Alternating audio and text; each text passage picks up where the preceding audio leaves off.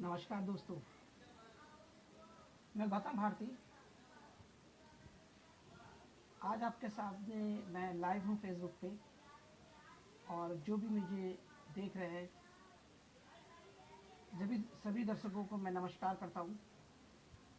और लगभग सभी दर्शक मुझे पहचानते हैं जो भी लाइव पे मुझे देख रहे हैं। मैं एक बार फिर से आपको अपना परिचय देना चाहूँगा। मेरा नाम गौतम भारती। मैं आदर्श संग्राम पार्टी का संस्थापक और राष्ट्रीय अध्यक्ष हूँ। दोस्तों, आज का इस लाइव पे वीडियो बनाने का मेरा एक मकसद है। अभी कोरोना के विषय में लगातार निरंतर बातें चल रही हैं और सरकार की गाइडलाइंस हो रही हैं, और उन गाइडलाइंस का मैं सम्मान करता हूँ। और सरकार के द्वारा या चिकित्सा संस्थान के द्वारा जो भी चीज़ दी जा रही है, यकीनन वो मानवता के हित में है, जनता के हित में। सरकार के हर फैसले का मैं स्वागत करता हूँ।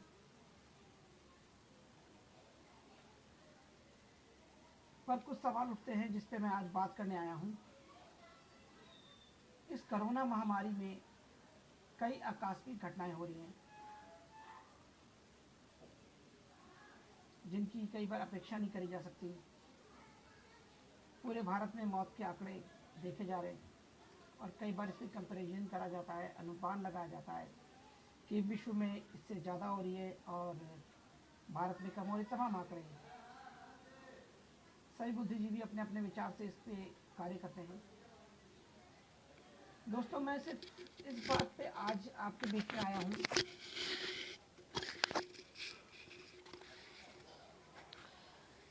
आज मैं अपनी बात जो कहने आया हूँ वो सबसे महत्वपूर्ण है। कोरोना के वैक्सीन, इस महामारी के वैक्सीन जिसका इलाज लगभग लाइलाज था और इससे पूरी मानव प्रजाति पूरी तरह खत्म हो जाने के कगार पे आ जाती। तो मैं उन वैज्ञानिकों का तहे दिल से धन्यवाद करता हूँ जिन्होंने इस महामारी से निपटने के लिए, इस कोरोना से निजात दिलाने के लिए वैक्सीन का निर्माण करा, खोज करी। उन महान वैज्ञानिकों को मैं धन्यवाद। अपने काल में इस महामारी से निपटने के लिए, पूरी मानव जाति को बचाने के लिए अपने जीवन के महत्वपूर्ण समय को शोध में लगाया और हम सब मानव जाति को बचाने का प्रयास करा। साथ ही मैं भारत सरकार का भी धन्यवाद करता हूं जिन्होंने भारत में तेजी प्रयास के साथ बहुत तेजी से कोरोना के लिए युद्ध स्तर पर कार्य करा। और प्रदेश सरकार का भी मैं धन्यवाद करता हूं, चाहे जो भी प्रदेश हो, सभी प्रदेश की सरकारों का धन्यवाद करता हूं।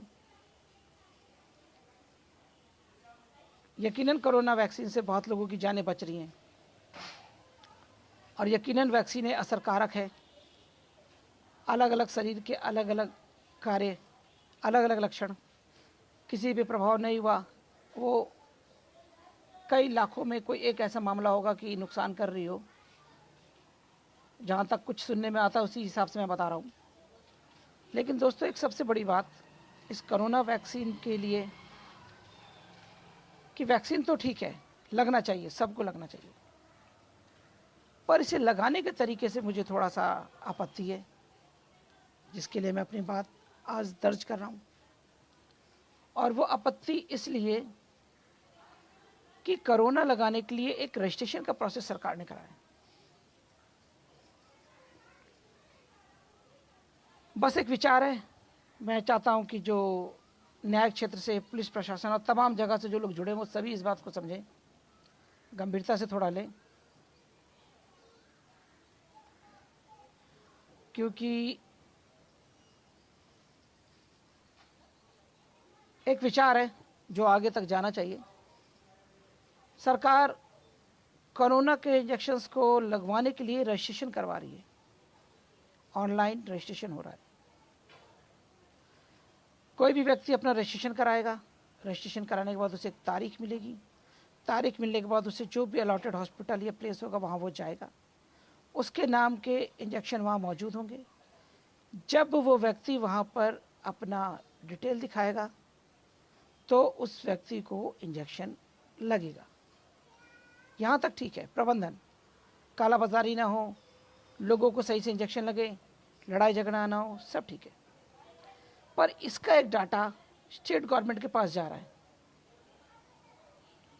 इसका एक डाटा स्टेट गवर्नमेंट के पास जा रहा है और स्टेट गवर्नमेंट उसे क्लैरिफाई करके अपने तरीके से जो भी डिसीज़न हो वो एक ऐप के जरिए, एक निगरानी कमेटी के जरिए वो डिसाइड करेंगे किस हॉस्पिटल में किसको कौन सा इंजेक्शन लगे। पर एक संदेह होता है दोस्तों, कुछ प्रबुद्ध लोगों की मृत्यु ने भी इस बात को कहने से मुझे करा है। सवाल उठता है,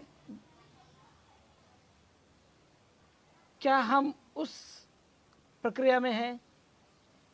क्या कोई संगठन को अगर ये पहले से पता चल जाए कि कौन सा व्यक्ति कहाँ पर इंजेक्शन लगाने के लिए कितने समय आ रहा है, वो व्यक्ति कहीं भी हो सकता है, किसी भी आम व्यक्ति, किसी व्यापारी, किसी पत्रकार, किसी का भी कोई दुश्मन, अगर उसे ये पता चल जाता है कि कोई व्यक्ति इस तारीख को इतने बजे या कोरोना का इंजेक्शन लगाने आ रहा है, तो पहली चीज उसकी सुरक्षा में चूक। दूसरा, कुछ ऐसे असामाजिक तत्व हों जो उस डाटा का यूज करके, उस डाटा की निगरानी करके कुछ भी कर सकते हैं, कुछ भी।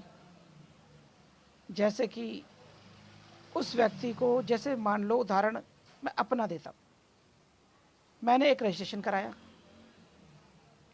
उस रजिस्ट्रेशन की डिटेल गई एक डाटा में, डाटा बैंक में, वहाँ पे आधार कार्ड वगैरह हो, फिर वहाँ से उनके नाम की वैक्सीन अलॉट हुई। लेकिन ये किसी को तो पता होगा ना, कुछ लोगों को पता होगा कि गौतम भारती को फला जगह पे इंजेक्शन लगेगा। अगर वहाँ पर उस वक्त उस वैक्सीन की जगह, ऊपर वाला खुदा ना चाहे, ईश्वर ना चाहे, भगवान ना चाहे, अगर वहाँ पर वैक्सीन की जगह any type of poisoned liquid fluid वहाँ पे हो और वो इंजेक्ट कर दिया जाए जानबूझकर, किस पे क्लेम करेंगे?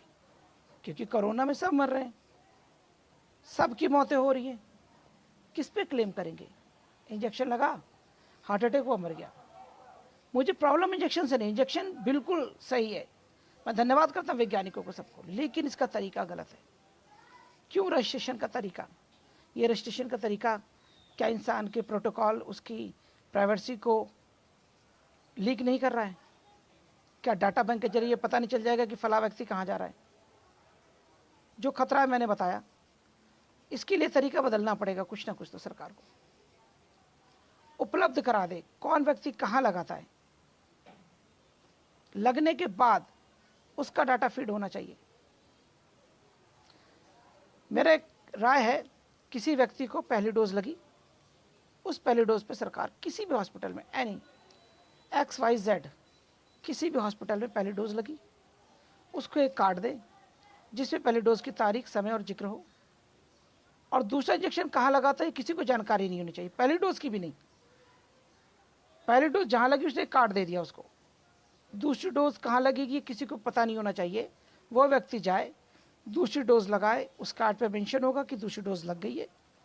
फिर वो व्यक्ति, जो संगठन है, संस्था है, वो वहाँ फीड करे कि फला व्यक्ति को इंजेक्शन लग गया, वो डाटा डाल दे।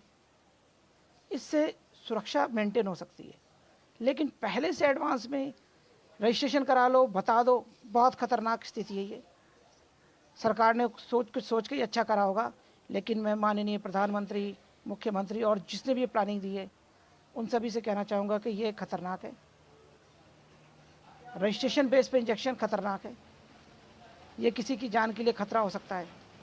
मैं किसी एक को आरोपित नहीं कर सकता हूँ, लेकिन एक पार्टी का राष्ट्रीय अध्यक्ष होने के नाते, एक सामाजिक सेवक होने के नाते मैं ये बात कर रहा हूँ कि सरकार ऐसा ना कराए, इसमें स्वतंत्र आज़ादी दे, सब जगह इंजेक्शन दे दें, जहाँ कोई आदमी पेड कर सकता वहाँ पेड करे, इंजेक्शन लगवाएं।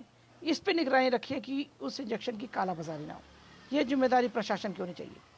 लेकिन पहले रजिस्ट्रेशन कराओ, फिर उसी जगह पार्टिकुलर समय, दिन, तारीख को जाओ, लगाओ, ये खतरनाक है, ये सुरक्षा से खिलवाड़ है।